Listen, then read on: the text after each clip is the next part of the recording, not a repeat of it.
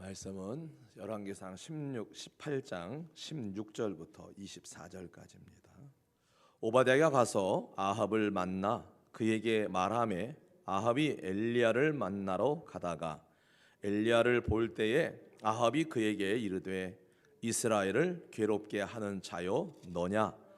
그가 대답하되 내가 이스라엘을 괴롭게 한 것이 아니라 당신과 당신의 아버지의 집이 괴롭게 하였으니 이는 여호와의 명령을 버렸고 당신이 바알들을 따랐음이라. 그런즉 사람을 보내 온 이스라엘과 이세벨의 상에서 먹는 바알의 선지자 450명과 아세라의 선지자 400명을 갈멜산으로 모아 내게로 나아오게 하소서. 아합이 이에 이스라엘의 모든 자손에게로 사람을 보내 선지자들을 갈멜산으로 모으니라. 엘리야가 모든 백성에게 가까이 나아가 이르되 너희가 어느 때까지 둘 사이에서 머뭇머뭇하려느냐? 여호와가 만일 하나님이면 그를 따르고 바알이 만일 하나님이면 그를 따를지니라 하니 백성이 말 한마디도 대답하지 아니하는지라. 엘리야가 백성에게 이르되 여호와의 선지자는 나만 홀로 남았으나 바알의 선지자는 450명이로다. 그런즉 송아지 둘을 우리에게 가져오게 하고 그들은 송아지 한 마리를 택하여 각을 떠서 나무 위에 놓고 불은 붙이지 말며 나도 송아지 한 마리를 잡아 나무 위에 놓고 불은 붙이지 않고 너희는 너희 신의 이름을 부르라.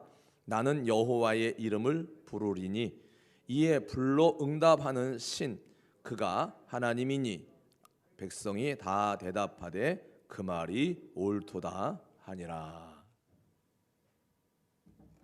지난주보다는 조금 더 드릴 수 있게 돼서 감사하면서도 빨리 코로나가 더 잠잠해지고 더 나아가서는 종식되어서 우리의 예배가 또 우리의 삶이 이전처럼 다 회복될 수 있기를 간절히 바랍니다. 오히려 이 힘든 시간들이 우리의 신앙과 우리의 삶을 더 견고하게 세우는 그러한 계기, 비 온 다음에 땅이 굳어진다고 하는 말처럼 이 코로나가 우리의 신앙과 우리의 삶을 더 견고히 세워가는 그러한 계기로 우리가 모두가 삼을 수 있기를 바랍니다. 오늘은 지난주에 이어서 역사의 주관자라는 제목으로 말씀을 전하도록 하겠습니다. 지난주 말씀은 18장 1절로 15절에서 하나님을 역사의 주관자로 신뢰한 사람 오바댜에 대해서 말씀을 전했습니다. 그 오바댜는 구조적으로 악이 가득한 북이스라엘에서 자신의 신앙을 지킬 뿐만 아니라 죽음의 위기에 처했던 선지자 100명을 살린 생명을 건 모험을 과감히 행했던 인물 오바댜에 대해서 말씀을 전했습니다. 그리고 엘리야가 아합을 만나러 다시 왔을 때 그때 그 엘리야의 요청에 결국 순종을 하였다라고 하는 것이죠. 그는 그 악한 시대에 하나님의 나라와 하나님의 일을 위하여 귀하게 쓰임받았던 인물이라는 사실을 지난주에 말씀을 드렸습니다. 오늘 말씀은 하나님을 역사의 주관자로 믿고 있는 엘리야, 역사의 주관자를 자신으로 알고 있는 아합, 그리고 이도 저도 아닌 이스라엘 백성들을 우리가 말씀을 통해서 보게 될 것입니다. 여러분, 우리가 우리의 신앙 중에서 하나님께서 역사를 그리고 우리의 삶을 주관하시는 분이다라는 이 사실이 믿어질 수 있기를 바랍니다. 사실 여기서부터 우리의 믿음 생활이 출발한다라고 할 수가 있어요. 여러분, 우리가 구원이라고 하는 것을 너무 쉽게만 생각하는데 이런 겁니다. 구원이라고 하는 것은 꼭 두 가지가 전제되어야 된다라고 하는 거예요. 하나는 우리의 죄를 속하기 위해서 하나님께서 예수 그리스도를 이 땅에 보내시고 십자가에 죽게 하셔서 예수님의 십자가의 그 보혈이 우리의 죄를 사하시고 우리를 의롭게 하시는 그 놀라운 역사가 있다라고 하는 그 사실 하나와, 또 하나는 바로 하나님께서는 예수 그리스도를 십자가에 죽게 하심으로 그 핏값으로 대신 우리를 사셔서 우리를 하나님의 것, 하나님의 소유, 우리의 주인이 내가 아니라 하나님이라는 사실을 이루셨다라고 하는 사실입니다. 이 두 가지가 다 믿어질 때 바로 우리의 신앙생활은 출발할 수 있다라고 하는 것입니다. 여러분, 좋은 차를 가지고 있다고 해서 그 차가 출발을 하지는 못해요. 그 차에 기름을 넣어야 이제 운전을 하고 출발을 할 수가 있다는 사실입니다. 그것처럼 우리가 신앙생활의 출발은 내가 예수 믿어 구원받았다, 얘가 예수 믿어서 구원받았다라고 하는 말에는 조금 전에 말씀드린 그 두 가지가 포함된다는 거예요. 어느 한 가지만 가지고는 안 되는 겁니다. 두 가지가 다 한 가지로 믿어질 때, 하나같이 믿어질 때, 그때 우리의 신앙생활은 출발을 한다고 하는 건데, 여러분, 우리가 예수 믿어 구원받는 거는 아무 한 것 없어서 너무 쉬운데, 그때 동시적으로 일어난 사건이 바로 주님이 우리의 주인 되시기 때문에 내 삶을 내 마음대로 할 수 있는 게 아니라 주님의 뜻대로 살아가줘야 한다라고 하는 이 사실은 우리가 사실 받아들이기가 어려운 거죠. 그래서 이 사실이 받아들여지지 않으면 믿음은 있을지 몰라도 믿음 생활을 할 수가 없다는 거예요. 출발을 못하는 거예요. 출발을. 그래서 여러분, 히브리서에 보면은 이렇게 되어 있어요. 아브라함은 믿음이 있어서, 모세는 믿음이 있어서 라고 얘기를 하지 않아요. 뭐라고 얘기하죠? 믿음으로 아브라함은, 믿음으로 모세는, 믿음으로. 그래서 여러분, 믿음이라고 하는 것은 가지고 있는 것으로는 안 된다.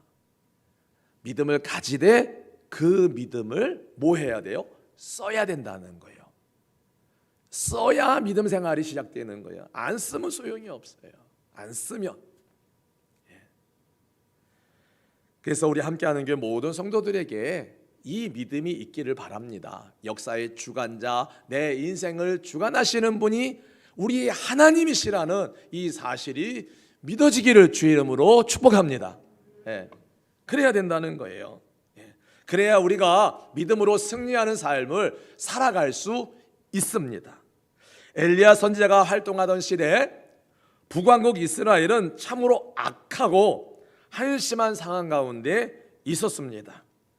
당시 이스라엘을 다스리는 왕은 아합이었고, 아합은 22년 동안 북이스라엘을 다스렸는데 16장 30절에 보면 이전의 모든 사람보다 여호와 보시기에 악을 더욱 행하여, 33절에는 그 이전의 이스라엘 모든 왕보다 심히 하나님 여호와를 노하시게 하였더라. 노하시게 하였더라. 한마디로 전무후무 악한 왕이라는 거예요. 그래서 남유다의 나라를 잘 이끌어가는 왕들을 향해서는 이런 표현을 썼어요. 다윗의 길로. 다윗의 길로. 이 말은 뭐냐면 다윗과 같은 마음과 믿음으로 하나님을 섬기고 나라를 잘 이끌어갔다는 얘기고요. 북이스라엘에서 하나님을 저버리고 악한 왕은 뭐라고요? 아합의 길로. 아합처럼 하나님을 섬기지 않고 우상을 섬기며 나라를 우상으로 가득하게 만들었다. 그래서 아합의 길로, 다윗의 길로 이렇게 나누어서 성경은 기록을 하고 있습니다. 그런데 아합 왕이 악할 뿐만 아니라 그의 아내 이세벨 역시 악하기 그지없다라고 하는 거예요. 시돈의 공주였는데 이 이세벨이 아합과 결혼을 하면서 이스라엘로 오면서 바알과 아세라 이 우상을 끌고 들어왔다는 거예요. 이 아합은 자기 아내를 위하여 사마리아에 바알과 아세라 우상을 만들고 전국 각지에 바알과 아세라를 제사할 수 있는 제단을 만들고, 좀 이따도 나오지만 수많은 바알과 아세라의 제사장들, 선지자들을 두었다라고 하는 것입니다. 악행은 거기서 그치지 않고 우리가 지난주의 말씀에서 봤던 것처럼 북이스라엘 안에 있는 하나님의 선지자들을 다 죽이려고 하고, 이제 오늘 말씀 이후로 보면 이 엘리야마저도 죽이려고 하는 이러한 계획을 세우고 있다는 사실입니다. 이스라엘 역사상 늘 우상 숭배는 있어 왔지만은 지금 이 아합 시대만큼 심각하지는 않았다라는 사실이에요. 우리가 살아가고 있는 이 시대는 어떤가? 우리 믿음의 사람들의 삶은 어떤가라는 거죠. 우리가 살아가고 있는 이 시대도 그리 선하지만은 않습니다. 그래도 우리는 이 시대에 오바댜와 같이, 그리고 엘리야와 같이 구조적인 악한 세대에도 믿음을 지키며 믿음의 사람으로 살아가야 할 줄로 믿습니다. 그런데 하나님은 이런 최악의 상황에서 언제나 헌신된 사람을 찾고 계시고 그들을 세우신다는 사실입니다. 이 용감하고 헌신된 한 사람을 통해서 하나님은 죄악을 지적을 하고 그 죄를 뿌리째 뽑으려고 하는 계획을 실행에 옮기신다는 사실입니다. 바로 오늘 등장한 사람이 누굽니까? 엘리야라고 하는 선지자예요. 엘리야는 하나님께서 이 모든 역사를 주관하신다고 믿었습니다. 이것을 믿는 믿음, 그것이 인정되지 않으면 우리는 하나님 앞에 헌신할 수가 없습니다. 그렇지 않아요? 내 거 아까워요. 내 거라고 생각하고 아깝습니다. 내 시간이라고 생각해서 주를 위하여 드리는 시간도 아깝습니다. 여러분, 내 거라고 생각하니까 여러분, 이렇게 잘 나누고 섬기는 사람들이 있잖아요. 세상에서도요. 그 사람은 자기들이 애쓰고 수고해서 내 것이야 라고 생각을 하지만은, 그럼에도 그 사람들은 이것은 나 혼자 수고해서 벌은 나만이 쓸 것이 아니라 이 사회에 힘들고 어려운 사람들과 함께 나누어야 되고 써야 될 거라고 생각을 하기 때문에 자기 거라고 생각하지만 자기 것을 이렇게 나누면서 살아가는 거죠. 그렇죠? 그런 마음이 있기 때문에. 우리 믿음의 사람들도 마찬가지죠. 내 것이라고, 내 시간, 내 물질, 내 거라고 생각하면 여러분, 우리 신앙생활을 한 발짝도 나갈 수가 없습니다. 역사와 내 삶의 인생의 주인이, 주관자가 누구시냐? 하나님이라는 사실을 믿고 인정을 할 때 우리는 드디어 신앙생활에 한 발짝 내디딜 수 있고 하나님을 향하여 헌신할 수 있게 되어진다는 사실입니다. 물론 우리가 역사의 주관자가 하나님이라는 사실을 믿지 않는다 할지라도, 내 인생의 주인이, 내 삶의 주인이 하나님이라는 사실을 믿지 않고 인정하지 않는다 할지라도, 그럼에도 하나님은 역사의 주관자시고 우리 모든 인생의 주인이라는 사실은 변함이 없습니다.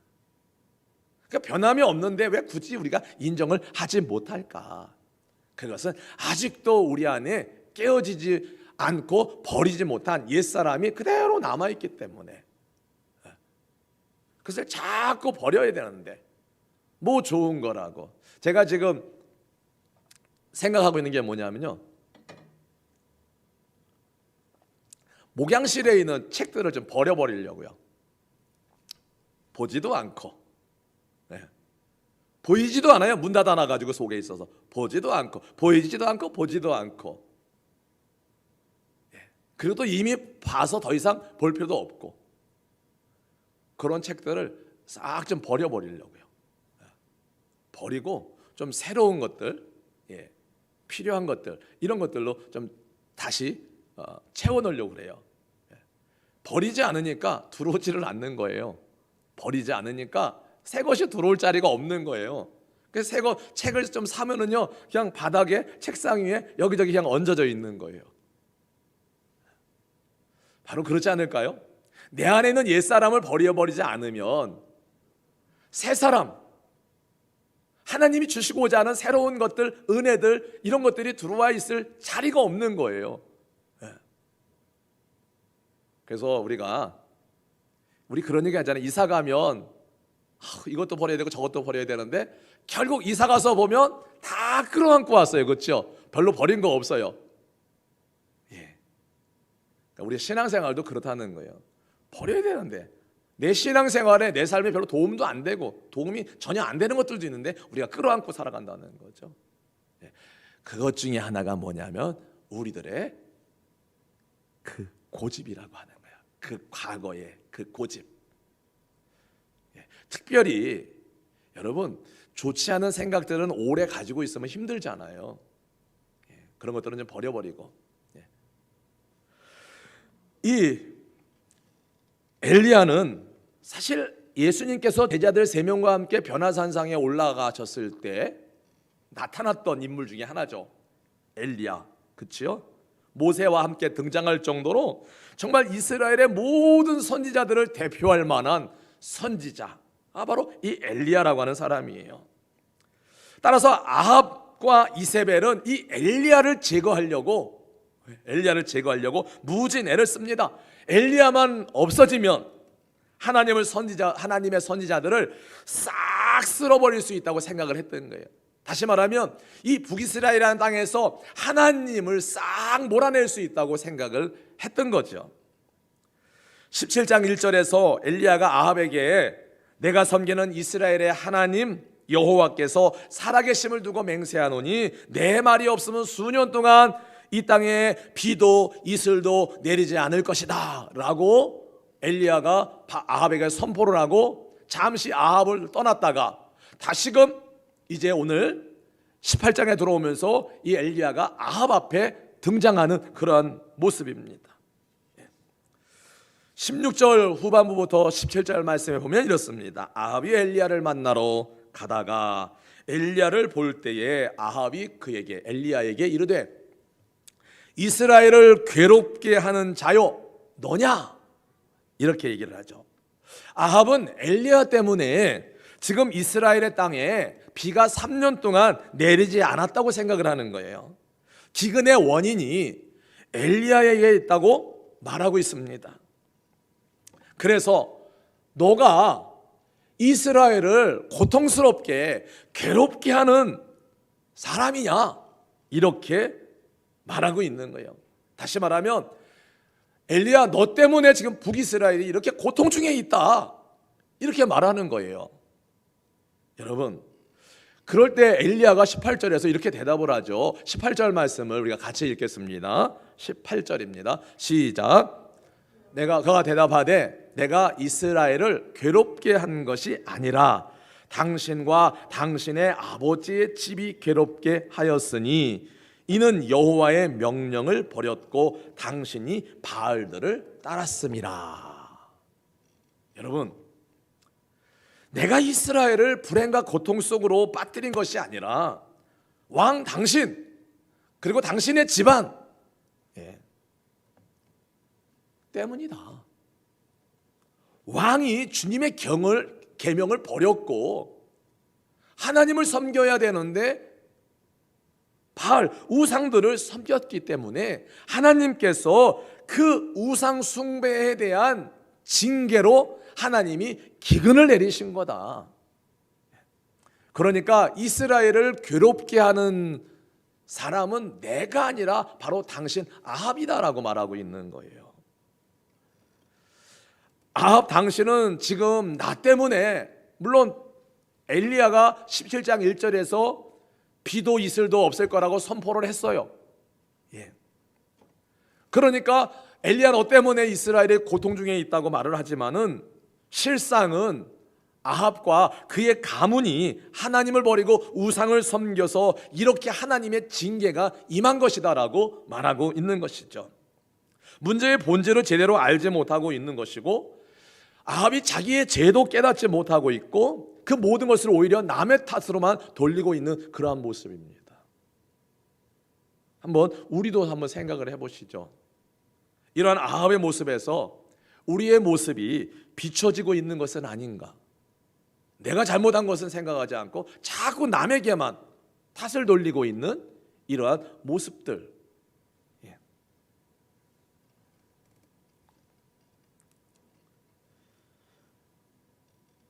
마침내 엘리야는 아합 왕에게 도전장을 내밉니다. 19절에 사람을 보내서 온 이스라엘에서 바알을 섬기는 선지자 450명, 아세라 우상을 섬기는 선지자 400명을 불러 모아서 내게로 나오라고 하십시오. 이 말은 이 갈멜산상에서 한판 붙어보자는 거예요. 한판 붙어보자. 과연 누구 때문에 이런 어려움이 생기고 있는지, 누구 때문에 이런 기근이 계속되고 있는지 한번 그 원인 결과를 보자는 거예요. 왜 이런 일이 벌어지고 있는지. 온 이스라엘 백성들을 갈멜산에 모아놓고 그 앞에서 공개적으로 하나님이 이기나 바알이 이기나, 여호와가 하나님이신지 바알이 하나님인지 보자는 거거든요. 이것은 단순히 엘리야와 아합의 싸움이 아니에요. 하나님과 바알, 아세라, 우상과의 싸움입니다. 여호와의 신앙과 우상을 섬기는 신앙과의 싸움인 거예요. 그런데 엘리야는 왜 자신은 혼자 남았다고 말하면서 이방 선지자들을 850명이나 불러오라고 했을까? 이것은 오늘 말씀의 제목처럼 이 모든 일을 주관하시는 분이 하나님이라고 하는 사실을 믿었기 때문에 그것이 가능하다라고 하는 사실이에요. 이 모든 것은 비가 왜 안 내려요? 하나님 명령하셨잖아요. 뭐라고요? 아합과 아합의 집안과 아합이 계명을 버리고 아합이 우상을 바알을 따랐기 때문에 징계를 내린 거예요. 그래서 징계를 내렸다는 사실을 이 엘리야가 알아요. 그래서 그렇기 때문에 지금 바알과 아세라 선지자가 850명이 아니라 8,500명이 와도 지금 이 자리에서 여호와가 하나님이시라는 사실만 증명이 되면 기근은 멈춰질 것이고 비가 내릴 거라는 사실, 이 사실을 엘리야가 알고 있습니다. 18장 1절에서 선포를 또 했기 때문에. 아합은 그래 850명 너는 혼자고 이참에 엘리야를 제거하고 더욱더 우상 숭배를 이스라엘 땅에 더욱더 견고히 할 기회라고 생각을 했을지도 모릅니다. 그래서 850명을 불러 모읍니다.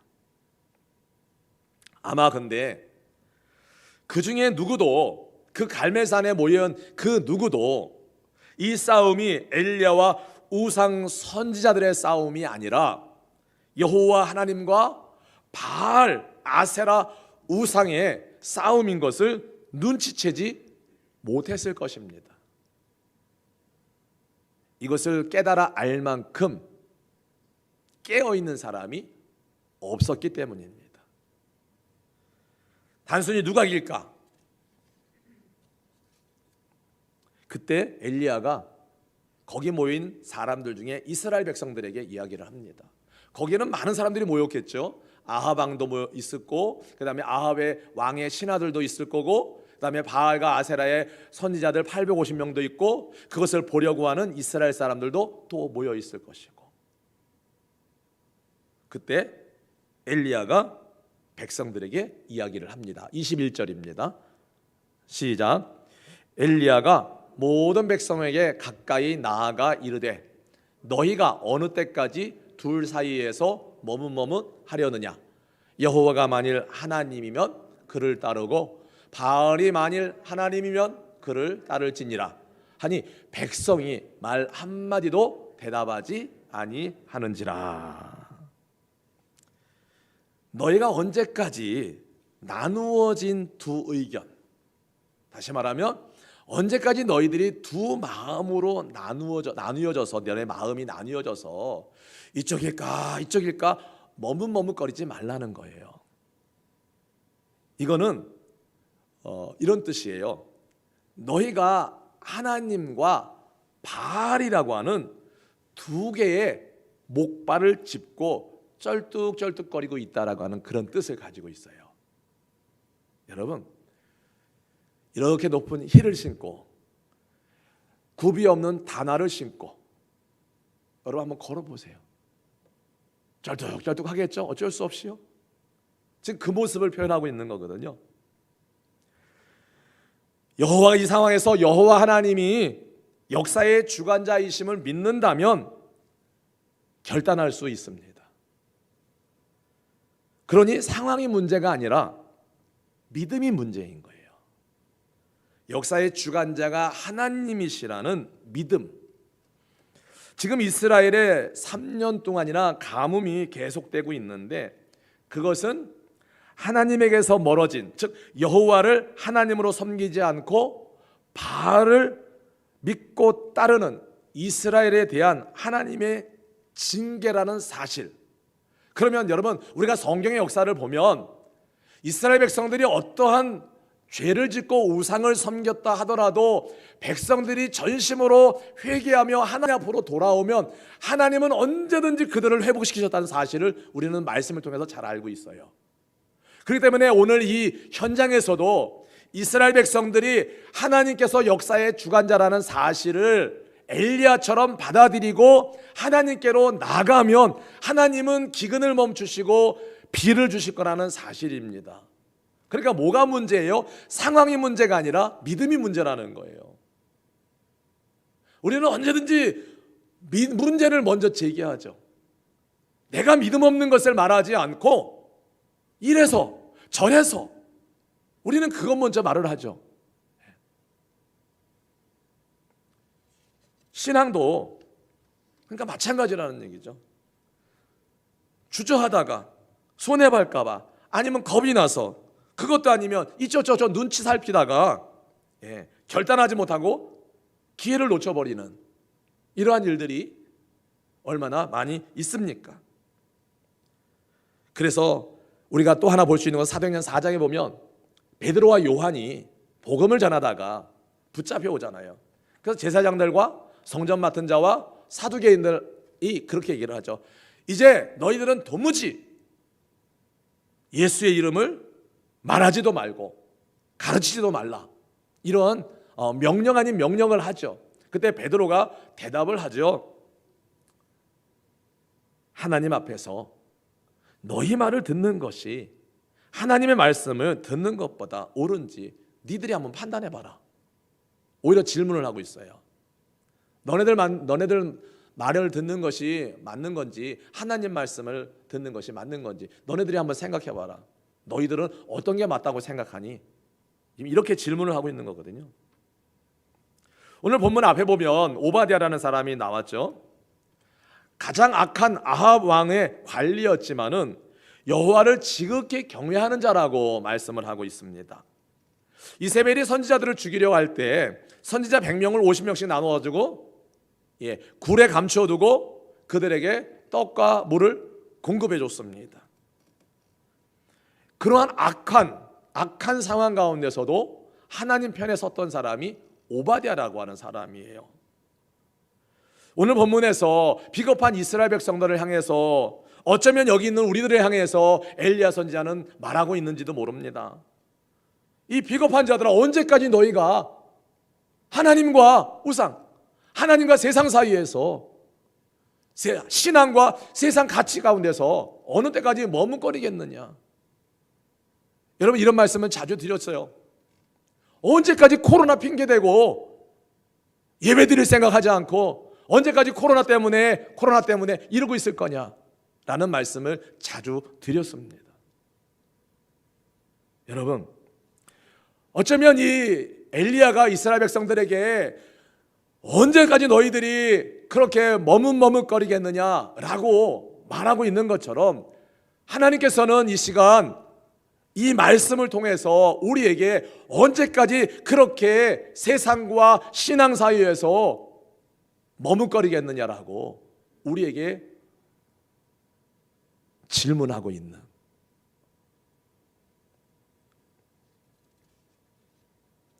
백성들은 아무 말도 하지 않습니다. 왜 안 할까요? 마음이 두 개예요. 그런다고 할까? 이런다고 할까? 눈으로 딱 보니까 어떤 상황이에요? 엘리야는 혼자뿐이고 나머지는 엄청 많잖아요. 아까 말씀드렸죠. 이것이 하나님과 우상과의 싸움이라고 생각하는 사람들이 없었던 거예요. 오늘 말씀의 제목처럼 역사의 주관자가 하나님이라는 사실을 믿는 사람이 없었던 거예요. 그러니까 엘리야가 그렇게 추상같이 얘기를 해도 뭐예요? 아무 말도 하지 못하고 있는 거예요.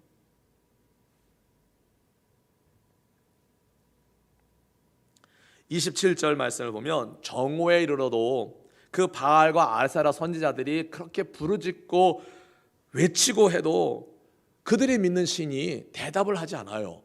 그러니까 엘리야가 뭐라 그래요? 야, 니들 신은 지금 묵상하고 있는 것 같다? 너희들이 부르는 그 신은 어디 외출했나 봐, 어디 길을 가고 있나 봐, 아니면 지금 자고 있을지도 모르니까 더 크게 소리 질러서 깨워라, 이렇게 조롱을 하고 있습니다. 그렇게 또 저녁이 되었어요. 저녁이 되었는데도 아무런 반응이 없습니다. 그때 엘리야가 백성들을 향해서 또 이야기를 합니다. 이제 내게로 가까이 오라. 이제 나에게 가까이 오라. 이제 누구 차례예요? 엘리야 차례예요. 바알과 아세라 선지자들이 그렇게 850명이 했는데도 아무런 반응이 없자 백성들의 마음이 이제 움직이기 시작을 하는 거죠. 그제서야 백성들이 엘리야 앞으로 나갑니다. 여러분, 우리의 신앙이 무엇인가를 봐야만 믿는 신앙이 되어서는 안 됩니다. 여러분, 보고 믿는 것이 아니라 믿을 때 보게 되는 역사가 있게 될 줄로 믿습니다. 보고 믿는 게 그게 무슨 믿음이에요? 보고 믿는 거는 믿음이 아니에요. 믿음은 바라는 것들의 실상이고 보이지 않는 것들의 증거라고 히브리서에서 말씀하고 있잖아요. 여러분, 우리가 예수님을 만나기나 했습니까? 예수님이 어떻게 생겼는지 보기나 했어요? 그러지도 않은데도 불구하고 예수님은 믿잖아요. 왜 그러한 정말 믿어지지 못하고 믿지 못할 그 사실은 잘 믿으면서 왜 우리의 삶의 주관자가 하나님이시라는 사실, 왜 우리의 기도를 하나님이 들으신다는 이러한 사실, 예수님이 십자가에 죽으시고 그 피 흘려 우리를 값주고 사셨다라고 하는 이 사실은 그 믿음의 점수를 따져서 숫자가 100이라면 어쩌면 우리가 삶에서 일어나고 있는 이런 일들은 1이나 200개 안 될 거예요. 근데 100이라고 하는 것은 잘 믿으면서 왜 1과 200개 안 되는 사실들은 못 믿고 사는지 참 이해가 되지를 않는다는 거죠.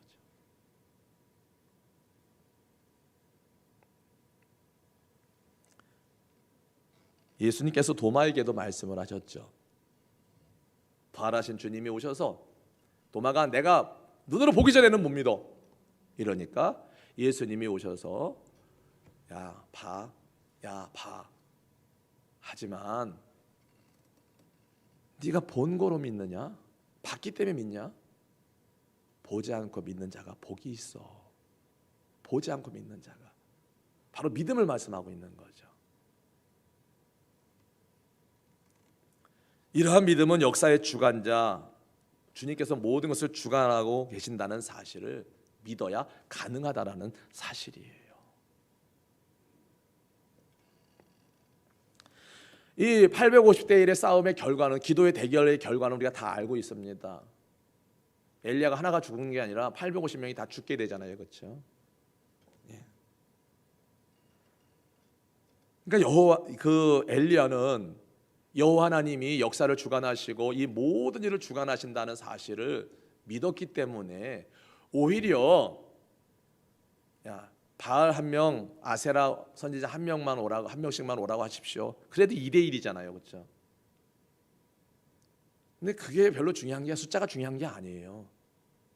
뭐가 중요해요? 이것을 주관하시는 분이 하나님이시라는 사실을 믿는 믿음이 중요했던 거죠. 그러니까 850명이 아니라 8,500명이 와도 상관이 없는 거예요. 엘리야의 입장에서 보면.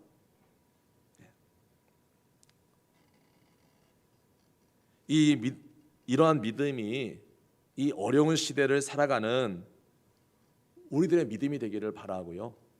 그래서 이 어려운 가운데서도 반드시 버티고 견디게 하시고 이기게 하실 분이 하나님이시라는 사실을, 여러분 그 믿음을 믿는 믿음이 우리에게 있기를 바라고 그 믿음으로 살아갈 수 있기를 바랍니다.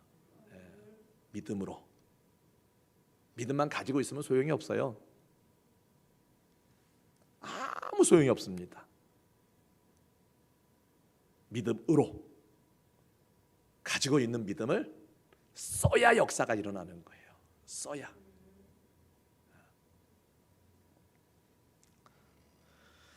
누구 편에 설 것인지, 내 삶을 누구에게 맡길 것인지 결정을 해야 되겠죠. 결정을 해야 된다는 거예요. 이스라엘 백성들처럼 주일에 교회에 와서는 하나님을 찾고, 월요일부터는 세상에 나가서 세상을 따르며 적당히 타협하고 대충 사는 양다리 걸치기의 신앙은 안 된다는 거죠. 제가 그런 얘기를 하죠. 양다리 걸치다가 가랭이 찢어진다. 하나님과 세상을 양다리 걸치고 살다가는 이도저도 아닌 거예요. 하나님께도 귀히 여김을 받지 못하고 세상에서도 버림을 받을 수밖에 없고, 우리는 아무것도 아닌 것이 되어버릴 수밖에 없다는 거죠. 하나님의 편을 택할 것인지 아니면 세상과 우상을 따를 것인지. 그래서 이 시대, 지금과 같이 우리가 어려운 시대에 오늘 찬양했잖아요. 어려운 일 주님 더욱 의지합니다. 힘들고 어렵기 때문에 주님을 더 의지하는 거죠. 내 삶이 너무나 팍팍하기 때문에 하나님을 찾는 거죠. 하나님을 역사의 주관자요, 내 삶의 주인이라고 믿을 때 그것이 가능하다는 사실이에요. 그래서 오늘 두 번째, 역사의 주관자, 내 인생의 주인은 하나님이시라는 이 사실, 그 사실이 믿어져야 우리의 신앙생활은 비로소 시작된다라고 하는 것입니다. 그래서 그 믿음으로 이 어려운 때를 반드시 이겨내고 승리하는 저와 여러분들이 되시기를 바랍니다. 하나님 아버지, 우리에게 요구되는 역사의 주관자는 하나님이시고 내 인생의 주인도 하나님이시라는 이 사실이 믿어지고 인정되어서 그 믿음으로 살아가 이 어려운 때를 반드시 이겨내고 승리하여 하나님 아버지 앞에 영광을 올려드릴 뿐만 아니라 우리의 삶에는 기쁨과 감사가 넘쳐나게 하옵소서. 예수님의 이름으로 기도드리옵나이다. 아멘.